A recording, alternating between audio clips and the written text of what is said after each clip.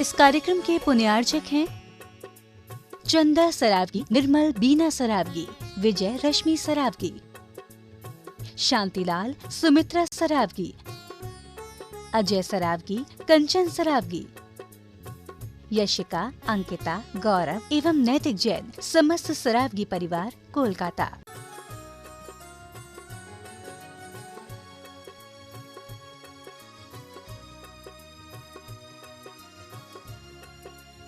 मेरा निवेदन होगा, कृपया आए पूज्य मुनिश्री को नमन करते हुए चित्र अनावरण दीप प्रज्वलन के क्रम में प्रवेश करें।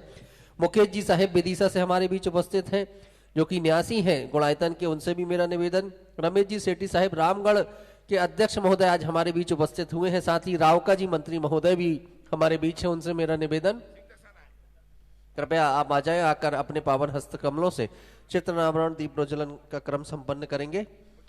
इन चारों सदीजनों से मेरा आग्रह होगा, आप सविनय निमंत्रित हैं, कृपया आ जाएं, आकर पूज्य मुनिश्री को नमन करते हुए चित्र अनावरण और दीप प्रज्वलन का कार्यक्रम संपन्न करें।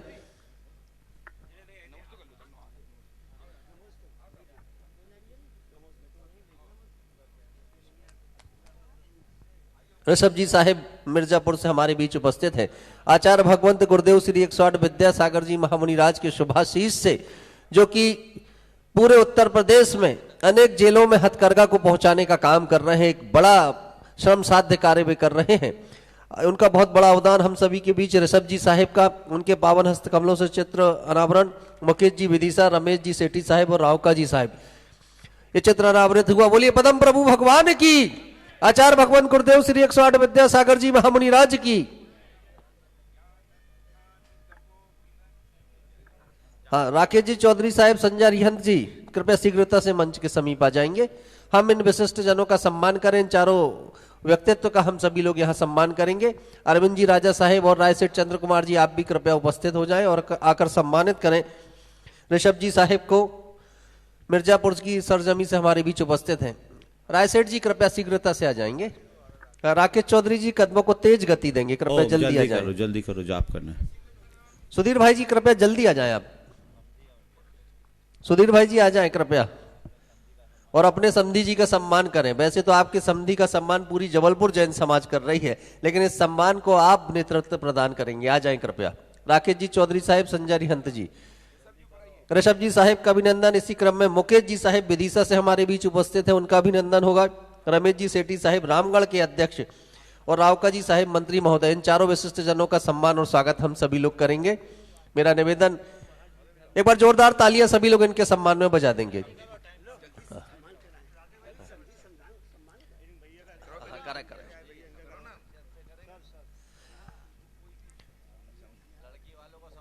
इन चारों विशिष्ट जनों का सम्मान इन प्रतीकों के माध्यम से यहां पर हो रहा है।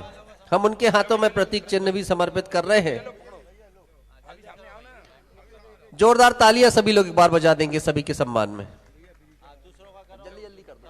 मुकेश भैया रामगढ़ के अध्यक्ष महोदय हैं। चलो आप निकलते जाओ, निकलो आप।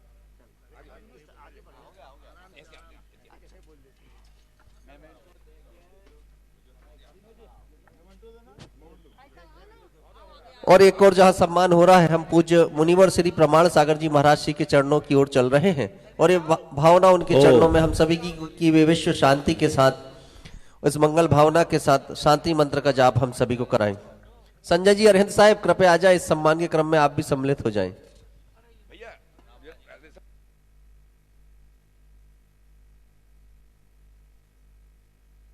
संजय रिहंत जी साहेब आए और रावका जी साहेब का अभिनंदन और स्वागत हम सभी लोग करें। रामगढ़ समाज के मंत्री, ओम चलिए, ओम चलिए जल्दी से। ओम ओम उधर संजय,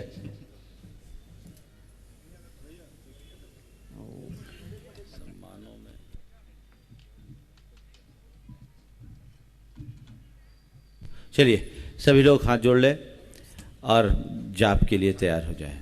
ओम सम्यक दर्शनाय नमः। ओम सम्यक् दर्शनाय नमः। ओम सम्यक् ज्ञानाय नमः। ओम सम्यक् ज्ञानाय नमः। ओम सम्यक् चारित्राय नमः।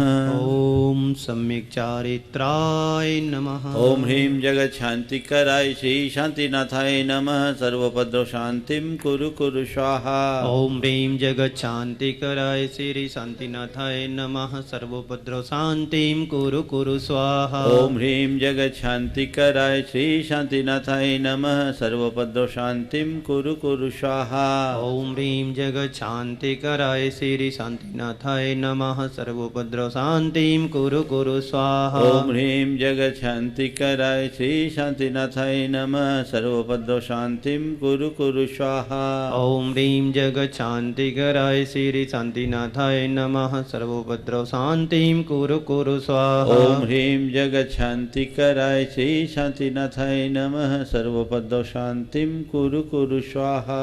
ओम ह्रीं जगत शांतिकराय श्री शांतिनाथाय नमः। सर्वोपद्रव शांतिं कुरु कुरु स्वाहा। ओम ह्रीं जगत शांतिकराय श्री शांतिनाथाय नमः। सर्वोपद्रव शांतिं कुरु कुरु स्वाहा। ओम ह्रीं जगत शांतिकराय श्री शांतिनाथाय नमः। सर्वोपद्रव शांतिं कुरु कुरु स्वाहा। ओम ह्रीं जगत शांतिकराय श्री शांतिनाथाय नमः। सर्वोपद्रव शांतिं कुरु कुरु स्वाहा। ओम ह्रीं जगत शांतिकराय श्री शांतिनाथाय नमः। सर्वोपद्रव शांतिं कुरु कुरु स्वाहा। ओम ह्रीं जगत शांतिकराय श्री शांतिनाथाय नमः। सर्वोपद्रव शांतिं कुरु कुरु स्वाहा। ओम ह्रीं जगत शांतिकराय श्री शांतिनाथाय नमः। सर्वोपद्रव शांतिं कुरु कुरु स्वाहा। ओम ह्रीं जगत शांतिकराय श्री शांतिनाथाय नमः। सर्वोपद्रव शांतिं कुरु कुरु स्वाहा। ओम ह्रीं जगत शांतिकराय श्री शांतिनाथाय नमः। सर्वोपद्रव शांतिं कुरु कुरु स्वाहा। ओम ह्रीं जगत शांतिकराय श्री शांतिनाथाय नमः। सर्वोपद्रव शांतिं कुरु कुरु स्वाहा। ओम ह्रीं जगत शांतिकराय श्री शांतिनाथाय नमः। सर्वोपद्रव शांतिं कुरु कुरु स्वाहा। ओम ह्रीं जगत शांतिकराय श्री शांतिनाथाय नमः। सर्वोपद्रव शांतिं कुरु कुरु स्वाहा। ओम ह्रीं जगत शांतिकराय श्री शांतिनाथाय नमः। सर्वोपद्रव शांतिं कुरु कुरु स्वाहा। ओम सम्यक् दर्शनाय नमः। ओम सम्यक् दर्शनाय नमः। ओम सम्यक् ज्ञानाय नमः। ओम सम्यक् ज्ञानाय नमः। ओम सम्यक् चारित्राय नमः। ओम सम्यक् चारित्राय नमः। अब हम सभी लोग शांतिनाथ भगवान की जय। अब हम सभी लोग आर्यका रत्न श्री 105 दृढ़मती माता जी के चरणों की ओर चलेंगे और हम सभी लोग सामूहिक रूप से निवेदन करेंगे कि पूज्य आर्यका श्री अपनी अमृत वाणी के माध्यम से हम सभी को कृतार्थ करें। वंदनामी माता जी। जरूरी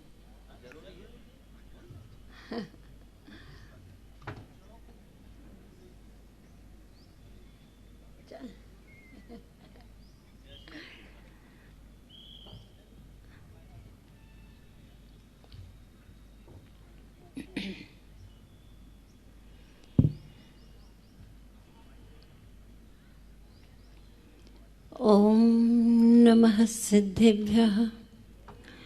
ओम नमः सिद्धेभ्यः। ओम नमः सिद्धेभ्यः। मंगलम भगवान वीरो मंगलम गौतमो गणे मंगलम कुंद कुंदार्यो जैन धर्मोस्तु मंगलम सर्वमंगलमांगल्यम सर्वकल्याणकारकम प्रधानम सर्वधर्माणां जैनं जयतु शासनं वन्दे विद्यासागरं वन्दे मुनिश्री प्रमाण सागरं मुनिश्री अरह सागरं। देवादिदेव 1008 वर्तमान शासन नायक श्री वर्धमान स्वामी जी की आचार्य परमेष्ठी गुरुवर श्री विद्यासागर जी महामुनि महाराज के, मुनि श्री प्रमण सागर जी महाराज के, मुनि श्री अरह सागर जी महाराज के, ज्येष्ठारिका श्री गुरुमती माता जी के, अहिंसामय विश्व धर्म के,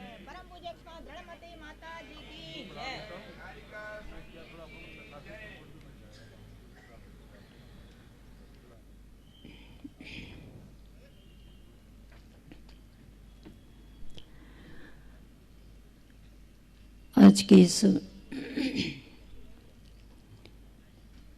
धर्म देशना के अवसर पर हम सभी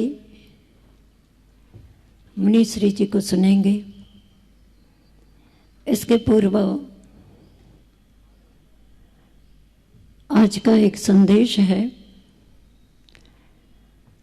आचार्यों ने हम सभी के लिए आवश्यक कार्य करने को कहा है। कार्य भी बतलाए हैं कि अनिवार्य कार्य कौन से हैं और किस समय पर कौन सा कार्य करना अनिवार्य है, यह भी उपदेश दिया है। मुनियों के लिए 6 आवश्यक है, उनके भी समय का विभाजन है। श्रावकों के लिए 6 कर्तव्य है, उनके लिए भी समय निर्धारित है। समय से किया गया कार्य सफलीभूत होता है। समय पर जो साधना होती है, आचार्य श्री जी हमेशा कहते हैं, वह हमें समय के निकट ले जाने में सहायक होती है। समय का अर्थ टाइम भी होता है, घंटे घड़ी आदि, और समय का अर्थ आगम भी होता है। समय का अर्थ आत्मा भी होता है। इन सभी के अर्थों को समझने के लिए भी एक समय की आवश्यकता होती है, आगम की आवश्यकता होती है और अपने निकट आने की भी आवश्यकता होती है।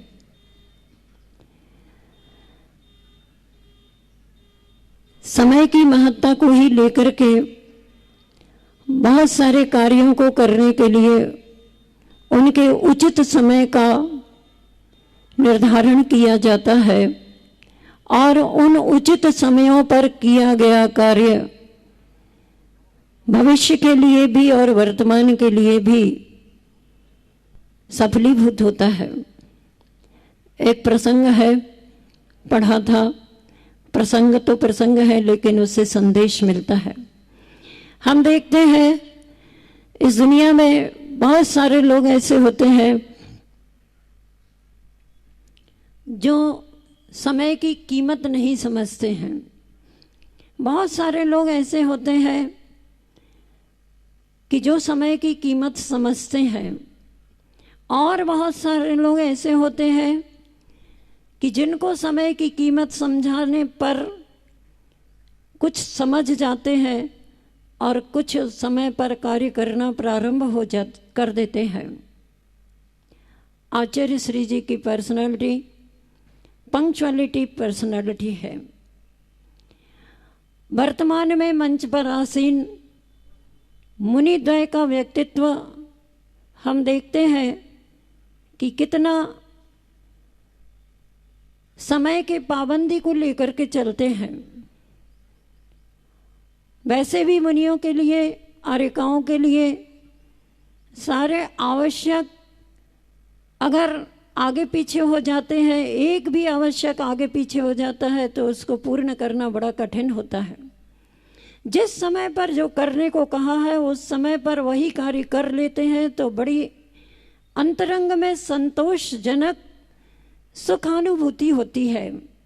कदाचित किसी कारणवश कोई आवश्यक थोड़ा भी आगे पीछे होता है तो उसमें उतनी संतोषजनक सुखानुभूति नहीं हो पाती है।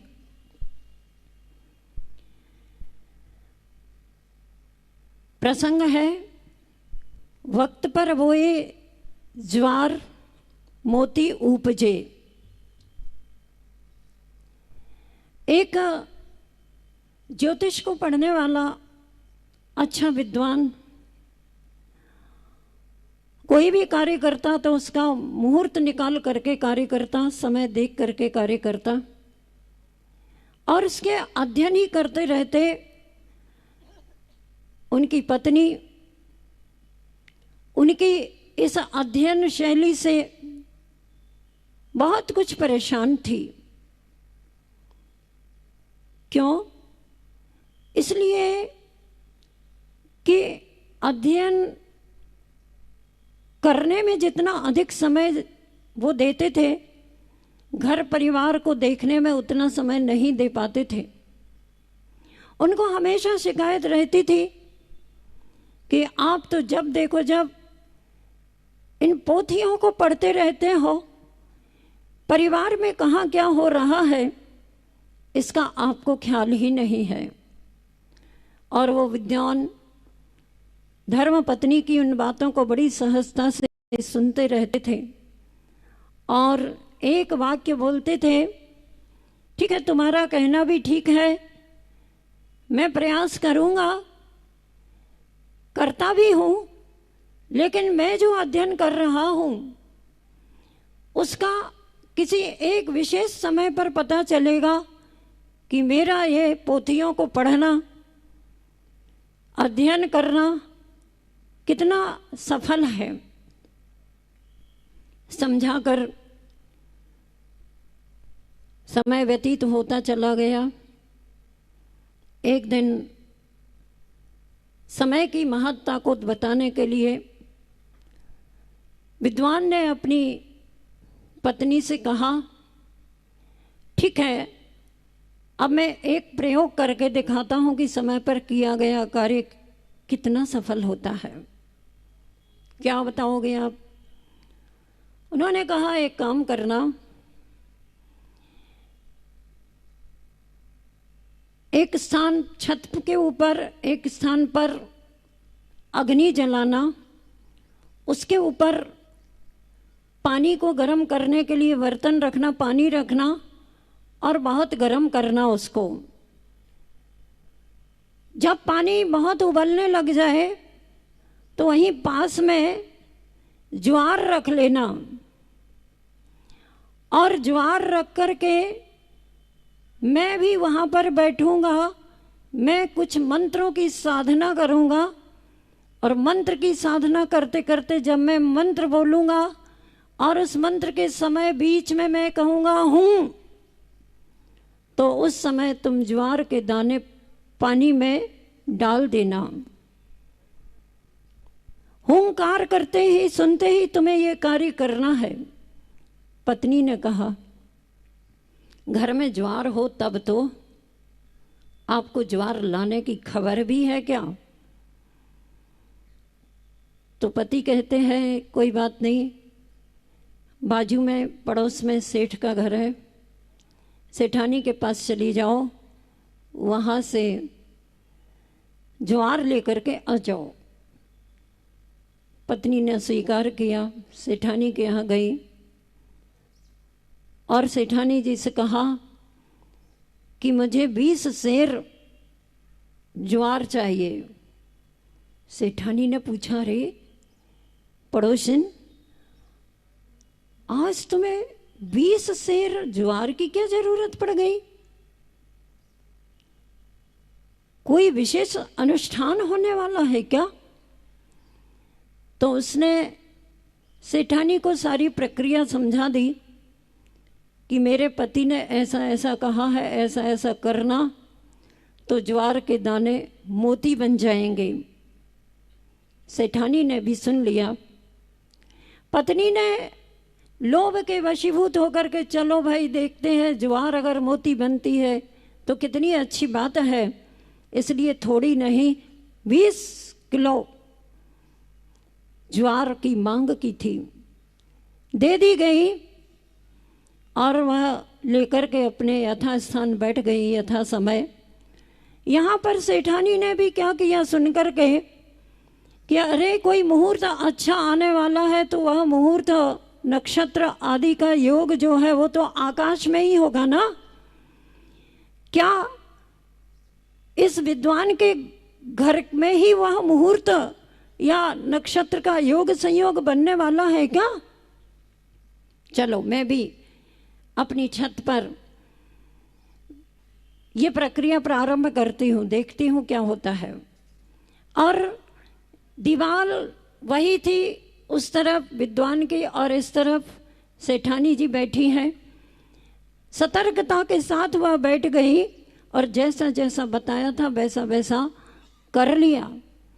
जैसे ही सेठ जी, जैसे ही वो विद्वान वहाँ से अपनी छत पर मंत्र का जाप प्रारंभ करते हैं, मंत्र करते हैं और बीच में हूँ बोलते हैं, तो जैसे ही हुंकार की आवाज़ आती है वह अपनी सारी की सारी ज्वार उस पानी में डाल देती है।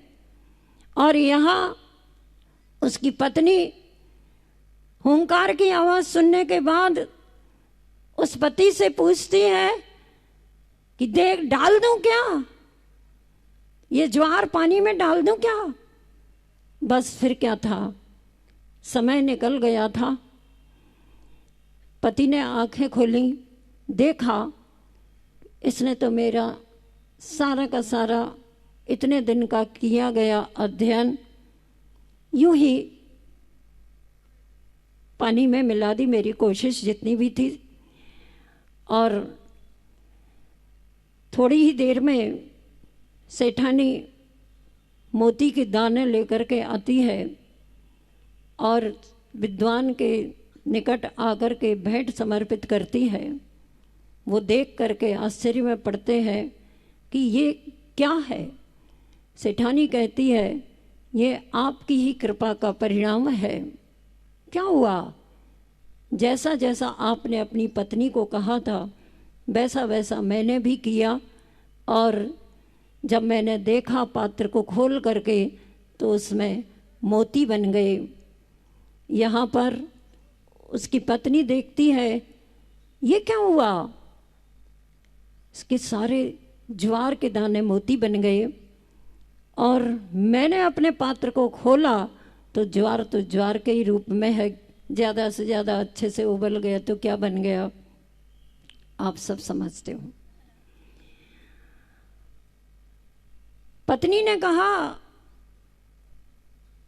कि आप एक बार पुनः मुहूर्त निकाल दीजिए, मेरे से गलती हो गई, मैंने समय पर काम नहीं किया इसलिए ये ज्वार मोती नहीं बन पाए। आप तो मुहूर्त निकालने में निपुण है, आप पुनः मुहूर्त निकाल दीजिएगा ताकि मैं भी अपनी ज्वार को मोती बना सकूं। संदेश दिया गया विद्वान की ओर से कि देखो ये मुहूर्त बहुत दुर्लभ होते हैं, वो क्षण बहुत दुर्लभ होते हैं, ये मुहूर्त और ये क्षण जल्दी जल्दी नहीं आते हैं। इन दुर्लभ क्षणों को ऐसे ही व्यतीत नहीं कर देना चाहिए। जब मैंने ये प्रसंग पढ़ा और आप सुन रहे हैं तो आपको अपने आप एक संदेश मिलता है। अपने को ज्वार को मोती बनाने का लोभ लालच नहीं है, किंतु हमारा ये जो नर जन्म मानव जीवन संत समागम के अद्भुत क्षण, अनुपम क्षण हमको मिले हैं, ये एक बहुत बड़ा मुहूर्त है। संतों की उपस्थिति होना, संतों का समागम होना, उनके दिए गए निर्देशन पर अपने जीवन को जीना, ये अपने आप में एक अनुपम मुहूर्त है। अपन कहते हैं ना, जब कोई मुहूर्त नहीं निकलता है, कुछ नहीं समझ में आता है, तो कहते चलो आचार्य श्री जी से आशीर्वाद ले लो आचार्य श्री जी की जयकार बोल लो, संतों की जयकार बोलो, नमो अरिहंताणम बोलो, नमो सिद्धाणम बोलो और अपना कार्य प्रारंभ कर दो। तो इस तरह से हम एक संदेश ग्रहण करें कि आपके इस नगर में भी मुनिराज द्वय का समागम प्राप्त हुआ ही है। साथ ही साथ अनेक धार्मिक अनुष्ठानों के द्वारा हम अपने जीवन के इन क्षणों को अमूल्य क्षण का रूप प्रदान कर रहे हैं। निकट समय में आने वाला होने वाला पंच कल्याणक महामहोत्सव, उस पंच कल्याणक महामहोत्सव की सारी क्रियाएं मुनिराज के निर्देशन में, प्रतिष्ठाचार्य के निर्देशन में चलेंगी। हम सभी का कर्तव्य है कि समय पर उपस्थित होकर के लाभ लेंगे तो हमारे जीवन में उसकी सफलता प्राप्त होगी। ये नरजन्म मिला है, मानव जन्म मिला है, इस मनुष्य जन्म के समय को हम सार्थक बनाने का प्रयास करें, यही सद्भावना है। मुनिराज के उपदेश श्रवण करेंगे। इसके उपरांत जय बोलिए आचार्य गुरुवर श्री विद्यासागर जी महामुनि महाराज की। कल प्रातःकाल हम सभी लोग जब उपस्थित होंगे उसी बरनी दिगंबर जैन गुरुकुल में मुनि शिवनाथ भगवान की उस विशाल प्रतिमा का महामस्तकाभिषेक करने का अवसर कल प्रातः हम सभी को मिलेगा। मुनिवर श्री प्रमाण सागर जी, मुनिवर श्री अरह सागर जी, आर्यका श्री दृढ़मती माता जी का सानिध्य हम सभी को कल श्री बरनी दिगंबर जैन गुरुकुल में प्राप्त होगा। उसके बाद प्रवचन सभा भी वहीं होगी और मध्याह्न का शंका समाधान के सत्र का कार्यक्रम भी बरनी दिगंबर जैन गुरुकुल के परिसर में संपन्न होगा। 8 महानुभाव होंगे जिन्हें शांति धारा करने का सौभाग्य प्राप्त होगा। 3 नाम हमारे बीच आ चुके हैं। पहला नाम हमारे बीच महेंद्र कुमार, सनत कुमार जैन, शरद कुमार जी चूड़ी वाले रायपुर वालों का हमें प्राप्त हो गया है। दूसरा नाम ज्ञानचंद जी साहेब इम्फाल से हमें यह नाम प्राप्त हुआ है। तीसरा नाम श्रीमती सरिता विजय कुमार जैन इम्फाल वालों का हमें प्राप्त हो गया है। आप सभी से निवेदन होगा 5 नामों की और आवश्यकता है। इस बीच एक विशिष्ट व्यक्तित्व की उपस्थिति रेखांकित हुई है। डॉक्टर अभय जैन साहेब सागर से गुड़ायतन के न्यासी हैं। वे आए और आकर कृपया मुनि श्री के चरणों में श्रीफल समर्पित करें। एक बार जोरदार तालियां इनके सम्मान में सभी लोग बजा दें। सपत्नीक में निमंत्रित हैं, कृपया आप आ जाएं और आकर पूज्य मुनि श्री के चरणों में श्रीफल समर्पित करें और शुभाशीष प्राप्त करेंगे। अब हम सभी लोग पूज्य मुनि श्री के चरणों की ओर चलेंगे और मुनि श्री से आग्रह करेंगे कि वो अपनी वाणी के माध्यम से हम सभी को कृतार्थ करें। नमोस्तु महाराज श्री।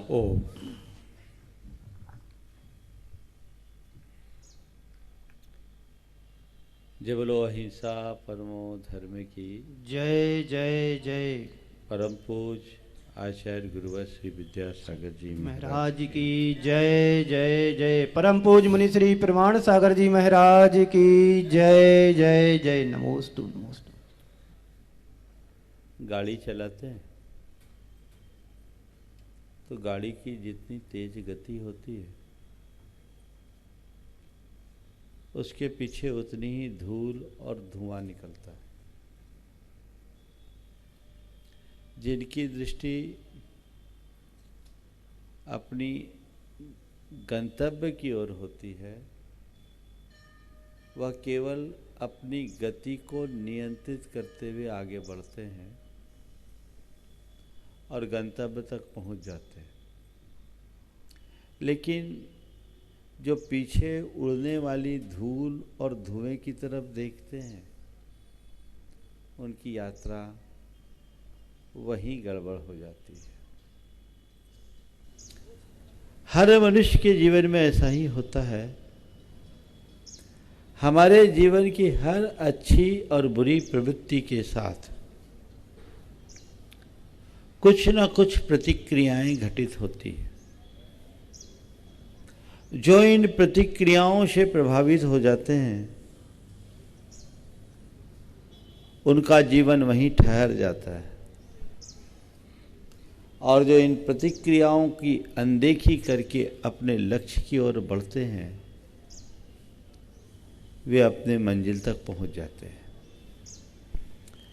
जीवन में सुख शांति को स्थायी बनाने के सूत्रों की चर्चा विगत दिनों से आप सबके मध्य चल रही है और उस क्रम में मैंने कहा था विपरीत परिस्थितियां हमारी अशांति का कारण तो है ही, प्रतिक्रिया भी हमें भयानक अशांत करती है। अपने मन से पूछो, हमारा मन चीजों से कितना प्रभावित होता है। प्रतिक्रिया का मतलब क्या है? किसी प्रसंग या घटना के घट जाने के बाद उससे प्रभावित होना और चित्त में उसका बार बार उभार आना। मनुष्य सहज रूप से जीवन जिए तो उसके जीवन में ऐसी स्थिति कभी भी निर्मित नहीं हो सकती। लेकिन प्रायः मनुष्य असहज हो जाता है। हम कुछ भी करें, हमारे सामने बात आती है कि इसकी प्रतिक्रिया क्या है। लोगों का स्वभाव है प्रतिक्रिया करना, वो करेंगे, हम उन्हें नहीं रोक सकते। पर जब हम उन प्रतिक्रियाओं से प्रभावित हो जाते हैं तो सिवाय व्यग्रता, बेचैनी और अशांति के हमारे लिए कुछ भी हासिल नहीं होता।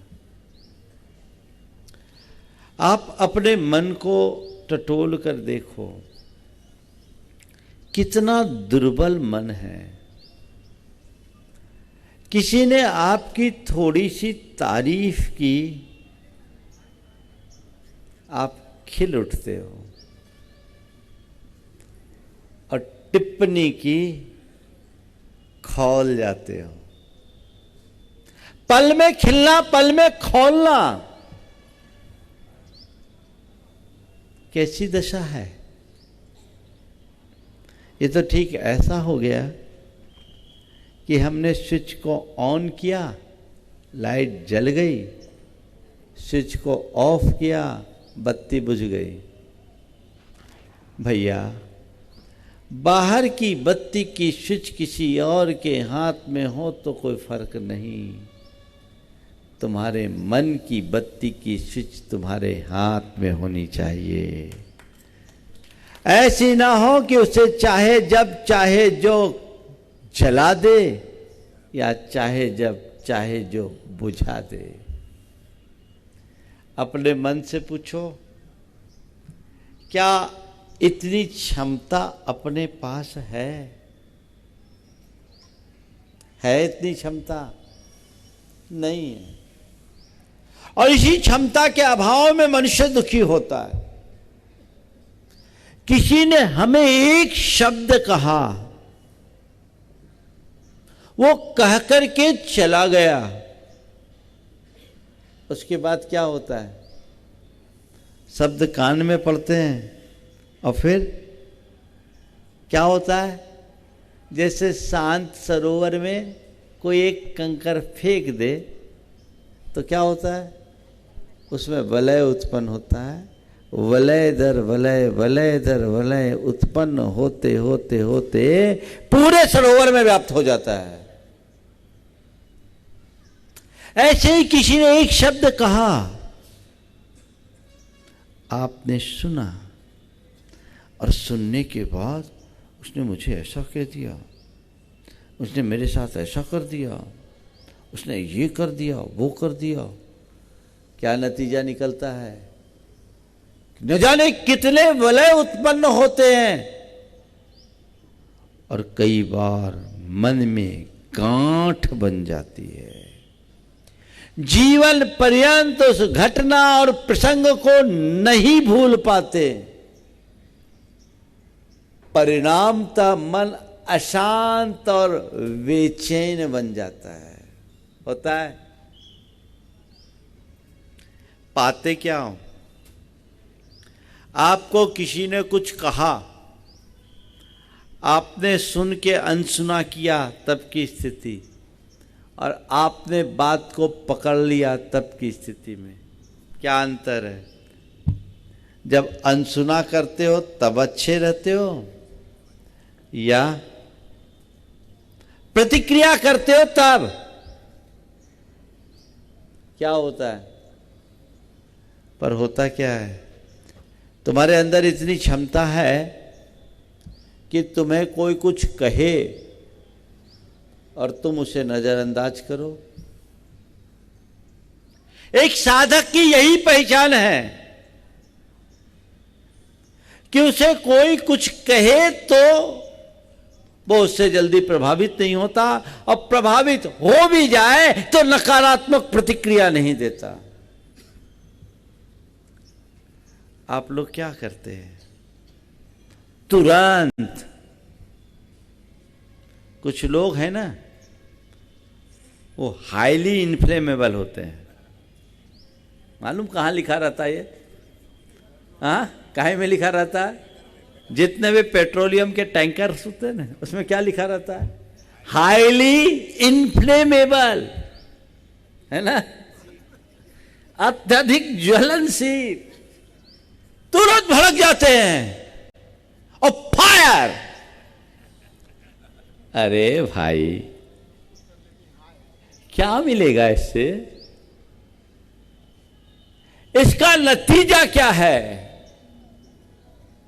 घर परिवार से लेकर संपूर्ण जीवन व्यवहार में मनुष्य की यही दुर्बलता उसे दुखी बनाती है। प्रतिक्रियाएं कम कीजिए और प्रतिक्रियाओं से अप्रभावित रहना सीखिए। क्या बोल रहा हूं? प्रतिक्रियाएं कम कीजिए और प्रतिक्रियाओं से अप्रभावित रहना सीखिए। अब सवाल है प्रतिक्रियाओं से बचने का। 4 बातें आप सबसे कहूंगा।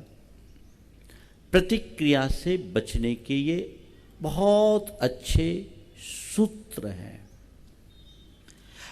कोई भी बात, कभी भी कुछ हो, अगर प्रतिक्रिया से बचना चाहते हैं तो सबसे पहली बात, अध्यात्म दृष्टि जगाइए। आध्यात्मिक दृष्टि। अध्यात्म दृष्टि का मतलब आत्मा की तरफ तुम्हारी दृष्टि हो तो तुम्हारे हृदय में अपने आप विशालता आएगी, उदारता आएगी, क्षमा का भाव प्रकट होगा। जैसे किसी ने आपसे कुछ बुरा बोल दिया, साधारण आदमी बुरा सुनते ही खौलता है, लेकिन आध्यात्मिक दृष्टि वाला व्यक्ति कहेगा, अरे भाई बोला ही तो है, मेरा क्या बिगड़ा?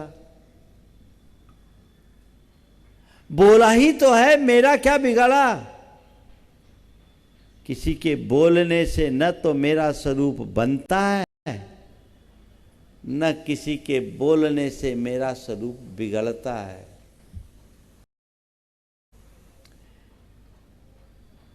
अगर किसी के बोलने से स्वरूप बन जाए, बोलने से बिगड़ जाए, तो न जाने लोग रोज कितने स्वरूप बनाए और कितने बिगाड़े।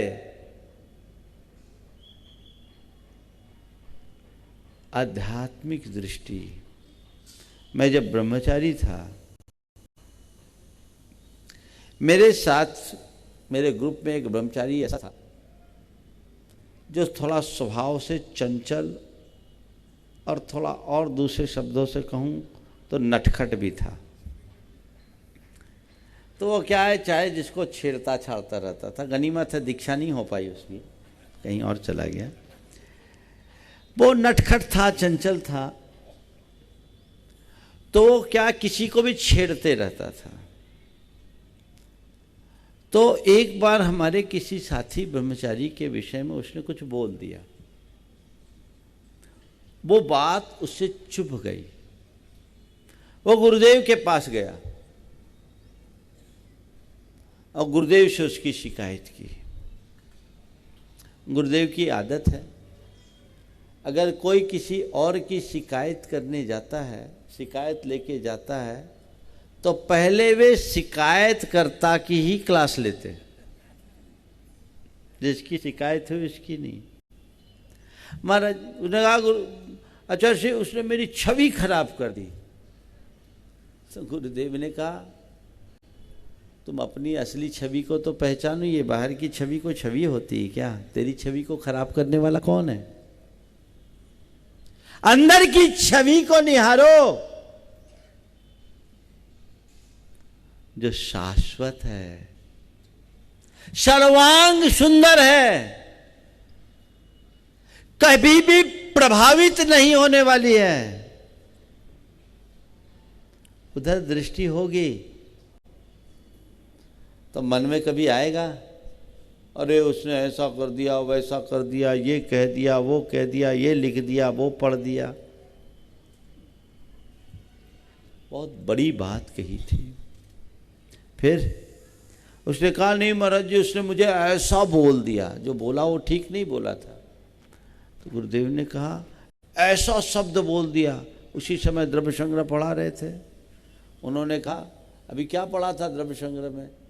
सद्दो बंदो सुमो थूलो संथान भेद थमचाया उज्जादादो सहिया पुद्गल दब्बस सपत जाया। अरे तुमने पढ़ा था ना शब्द पुद्गल है, वो तुम्हारा स्वरूप नहीं है, तो उससे प्रभावित क्यों? कितनी बड़ी दृष्टि उन्होंने दी। संतों की यही विशेषता होती है, वे बात बात में जीवन का सार पिला देते हैं। जिस मनुष्य के हृदय में ऐसी उच्च आध्यात्मिक दृष्टि होगी वो कभी अशांत नहीं हो सकता। आत्मा के स्वरूप को पहचानो। मैं कौन हूं, मेरा क्या है, इसे जानो।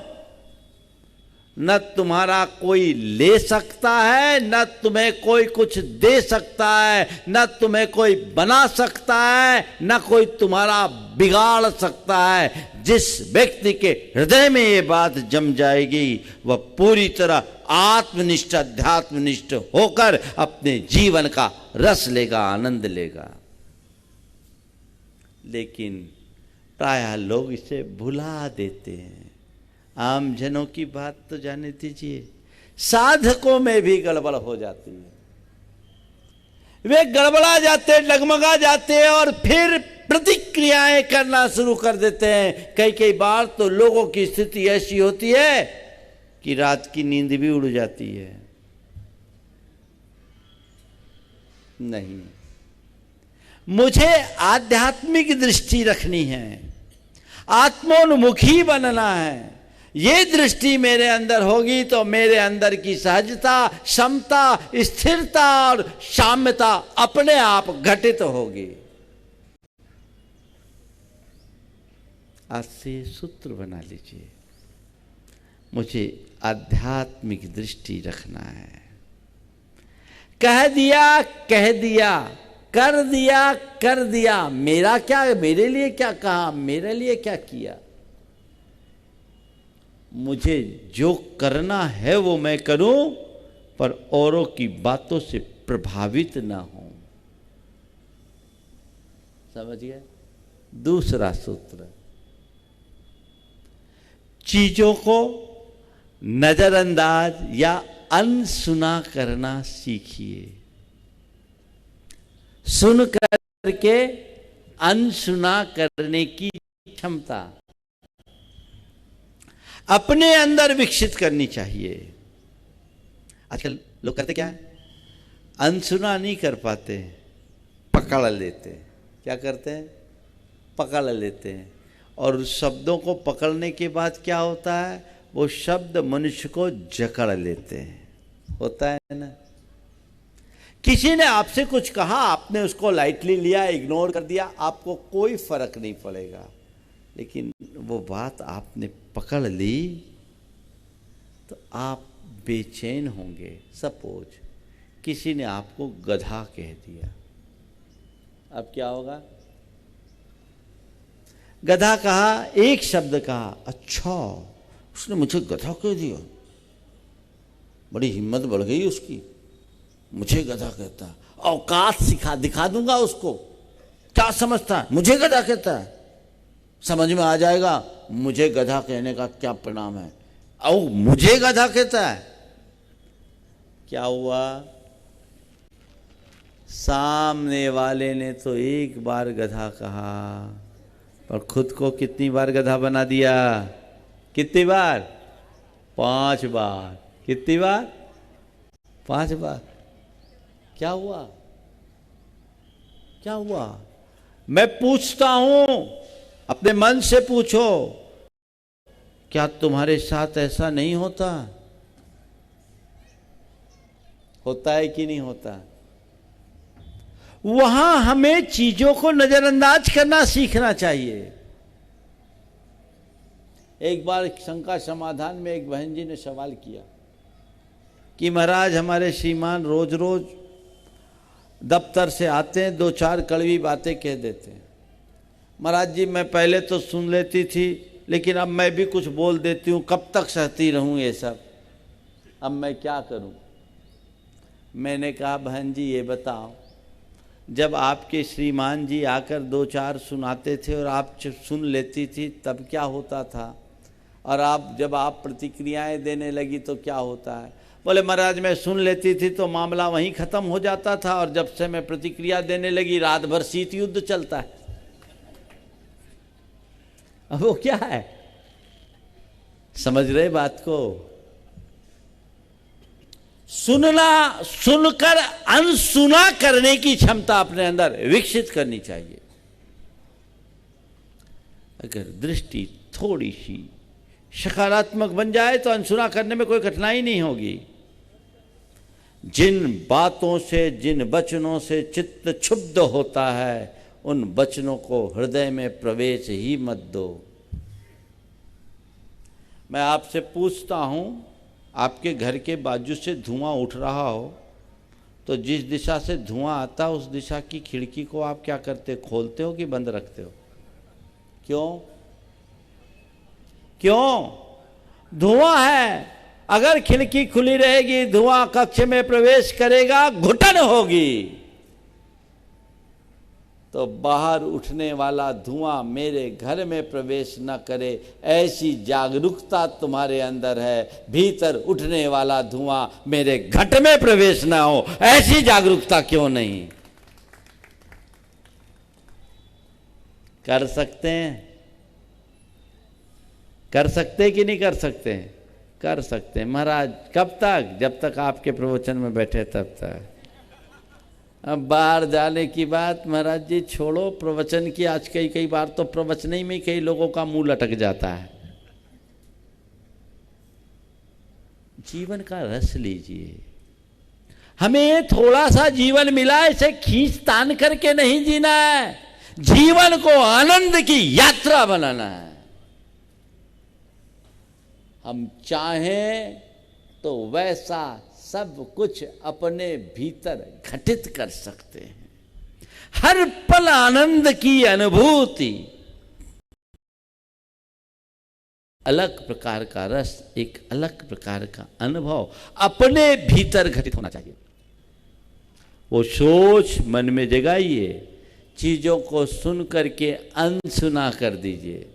मेरे संपर्क में एक सज्जन है, उनकी धर्मपत्नी बड़ी कर्कशा, पर वो सज्जन बड़े आध्यात्मिक, मैं कहूं कपड़े वाला साधु तो कोई गलत बात नहीं। उनकी धर्मपत्नी ऐसी कि पूछो मत, कैसा ऊल जलूल बोले बके, और सबसे तो मीठा बोले, पति से तो एकदम जहर उगले, एकदम जहर। एक रोज वो मेरे कमरे के बाहर ही अपने पति को झाड़ पिला रही थी, बहुत उटपटांग बोल रही थी, शब्द मेरे कानों में भी आए। मुझे भी लगा कि वाकई में इस आदमी के साथ बड़ी ज्यादती है। वो मेरे पास आया, सहज मुस्कान भरा चेहरा, चेहरे में कुछ भी असामान्य नहीं। कमरे के बाहर जिसको 4 जनों के बीच उसकी धर्मपत्नी ऊल जलूल बके और वो व्यक्ति एकदम सहज चेहरा लेकर आया, आप सोच लो आदमी कैसा होगा। मेरे पास आया, मैंने पूछा क्या बात है भाई, क्या हो गया? बोले महाराज कुछ नहीं, अच्छा ही है, मैं समझता हूँ साधु बन करके तपस्या नहीं कर पाया तो कम से कम शादी किया तो पत्नी मेरी तपस्या का निमित्त बन करके आ गई, क्या हो गया। महाराज जी उसकी आदत है, वो बोलती है और मैं इधर से सुनता हूँ, इधर से निकाल देता हूँ। मैं एक ही बात सोचता हूँ, महाराज कोई पागल हो जाए तो उसका भी प्रलाप झेलना पड़ता है, तो मेरी पत्नी है, इसका प्रलाप झेलने में क्या बुराई है। क्या सोच, पागल का भी प्रलाप झेलना पड़ता है कि नहीं पड़ता है। तो फिर अपनों का प्रलाप झेलने में क्या हानि है। ये सोच लो अभी थोड़ा सा खिसक गया है, थोड़ी देर के लिए काम खत्म। इतनी तो अप्रोच रखनी है, इतने में ही महाराज वही तो नहीं होता तो हम क्या करें। इन सब चीजों को अपने जीवन में प्रायोगिक तौर पर उतारने का अभ्यास करना चाहिए। हम धार्मिक क्रियाओं के प्रति जितना अधिक उत्साहित होते हैं, आध्यात्मिक साधना के प्रति भी उतना रुझान होना चाहिए। रूपांतरण तब घटित होगा और तभी असली मजा होगा।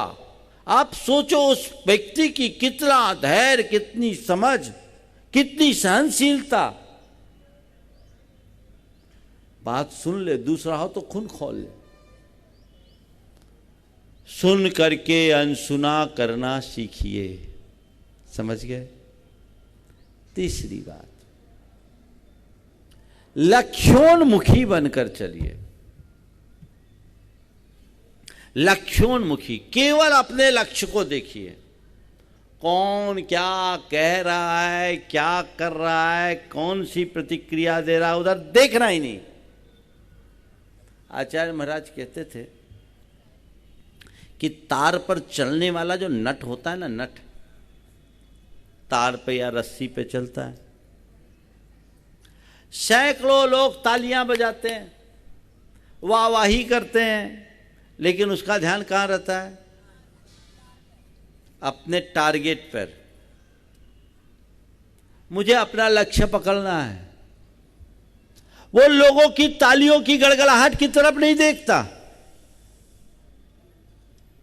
अगर देख ले तो क्या होगा? गिर जाएगा। तो ऐसे ही यदि आप किसी बड़े लक्ष्य को लेकर के चल रहे हो, इधर उधर देखो ही नहीं कौन क्या बोल रहा है, कौन क्या बोल रहा है, नहीं। तुम लोगों की तो दशा बताऊं कैसी। नया कपड़ा भी पहनते हो ना तो अपने कपड़े को नहीं देखते, दूसरों की आंखें देखते हो कि मेरे कपड़े पर दृष्टि है कि नहीं। तो कपड़ा तुमने अपने लिए पहना कि दूसरे के लिए पहना? मकान बनाया तो जब तक चार प्रशंसा ना करे तो मकान का आनंद नहीं। गाड़ी लाए तो दो आदमी जब तक उस गाड़ी की सराहना ना करे तब तक मजा नहीं। अरे भाई, ये परमुखापेक्षिता तुम्हें कहीं का नहीं रखने देगी। अपने लक्ष्य को लेकर चलो। और फिर क्या होता है, जब कोई बड़े लक्ष्य को लेकर आगे चलता है, स्वाभाविक है आजकल दुनिया में धुआं उड़ाने वाले लोग ज़्यादा है, सुगंध फैलाने वाले कम। कुछ लोगों का धंधा ही है धुआं उड़ाने का, और धुआं बहुत तेजी से फैलता है, सुगंध तो धीरे धीरे फैलती है ना। तो अब कोई आगे बढ़ना शुरू किया और किसी ने कोई टिप्पणी कर दी, अरे लोग बोल रहे ऐसा होगा वैसा होगा, वो ऐसा सुनकर के ही अपने लक्ष्य को बदलना शुरू कर देता है। कभी नहीं। सोच समझकर निर्णय लो, आगे बढ़ो चलो, और अपने काम पर ध्यान रखो। इधर उधर देखना ही नहीं।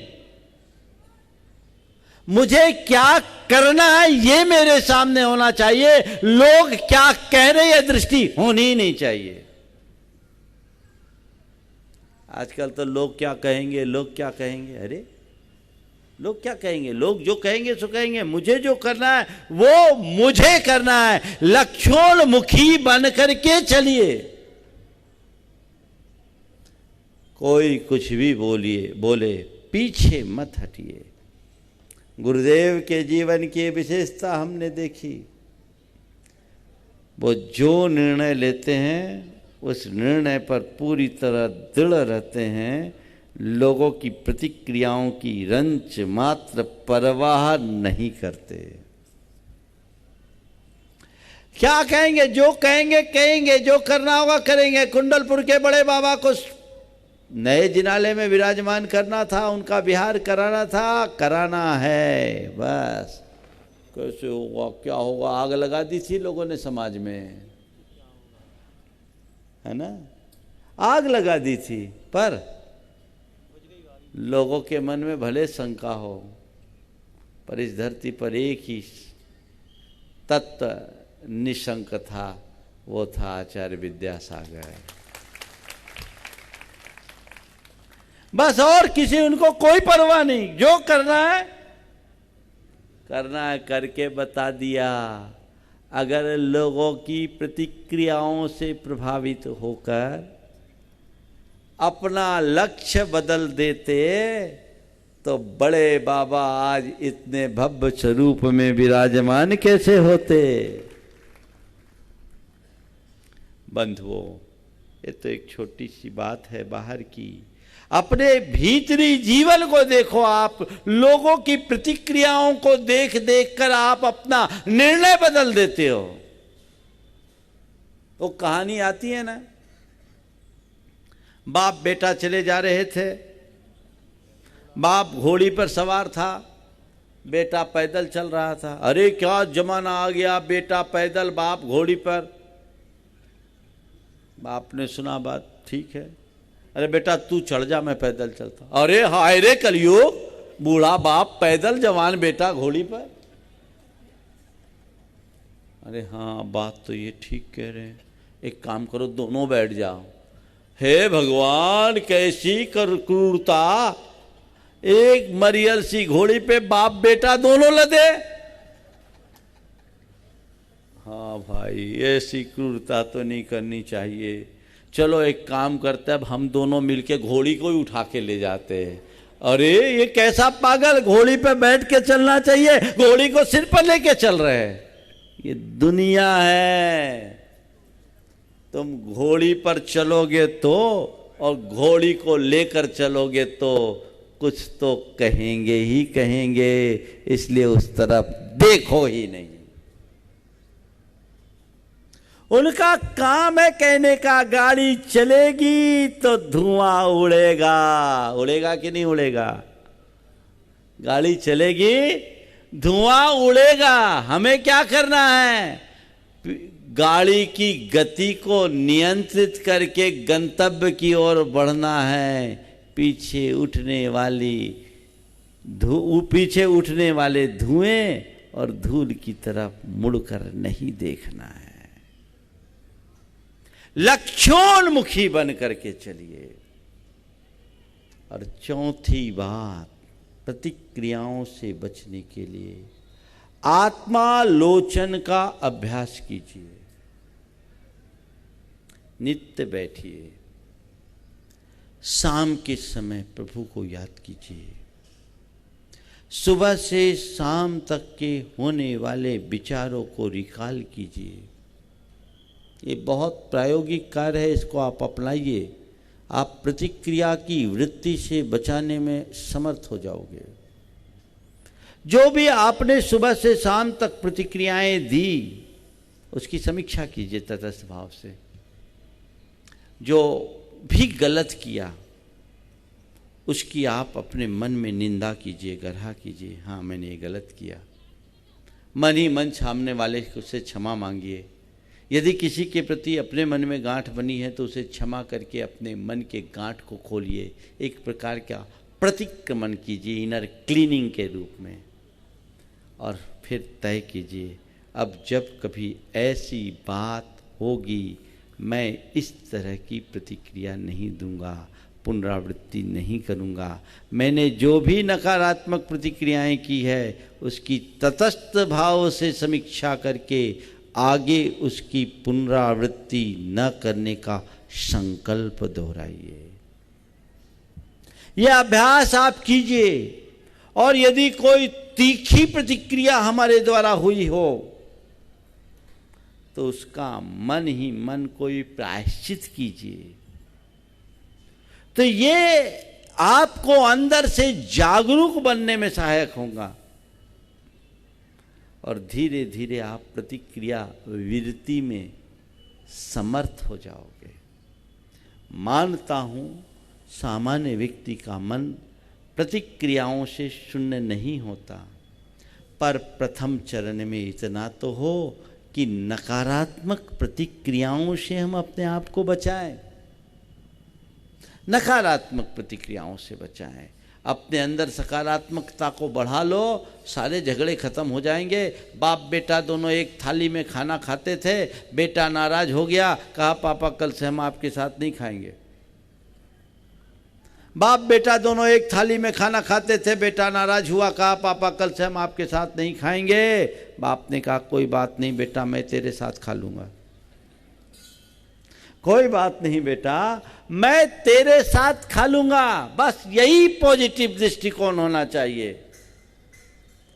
तालमेल बना करके चलने का अभ्यास जिस मनुष्य का बनता है वो हर पल आनंद में मग्न रहता है। तो प्रतिक्रियाओं से बचने के 4 सूत्र आज आप सबको दिए। आध्यात्मिक दृष्टि रखिए, चीज़ों को नज़रअंदाज करना सीखिए, अनसुना करना सीखिए, लक्ष्योन्मुखी बनिए और आत्मालोचन कीजिए। ये ऐसी प्रक्रिया है जिसका नित्य अभ्यास करोगे तो जीवन सहज बनेगा। भावना योग के 2 कमांड इसमें बहुत उपयोगी हैं। मुझे सहज रहना है, मुझे संयम रखना है। मुझे सहज रहना है, मुझे संयम रखना है। ये भी आपको प्रतिक्रिया मुक्त होने में सहायक बनेंगे। बंधुओं, कल के दिन मुनि सुब्रतनाथ भगवान का महामस्तकाभिषेक, आप सब पूर्ण उत्साह के साथ उसमें सहभागी होंगे ही। और एक महत्वपूर्ण कड़ी जबलपुर में जुड़ी है भगवान के पंच कल्याणक प्रतिष्ठा महोत्सव के रूप में। ये एक अच्छा अवसर आप सबको प्राप्त हुआ है। मणिकंचन योग है। पूरे उल्लास और उमंग के साथ आप सबको इसमें अपनी सहभागिता देनी है। बहुत अच्छा उत्साह दिख भी रहा है और जो कसर बाकी है कल तक उन सबको पूरा कर ले। जो पात्र बनने की इच्छुक है, कल सारे पात्रों की शंका समाधान में घोषणा हो जाएगी, इसलिए उससे पूर्व आप कर ले। कहीं ऐसा ना हो कि आपकी मन की मन में ही रह जाए और अवसर हाथ से निकल जाए। ये खुला ऑफर है। इस कार्यक्रम के पुण्यार्जक थे चंदा सरावगी, निर्मल बीना सरावगी, विजय रश्मि सरावगी, शांतिलाल सुमित्रा सरावगी, अजय सरावगी, कंचन सरावगी, यशिका, अंकिता, गौरव एवं नैतिक जैन, समस्त सरावगी परिवार, कोलकाता।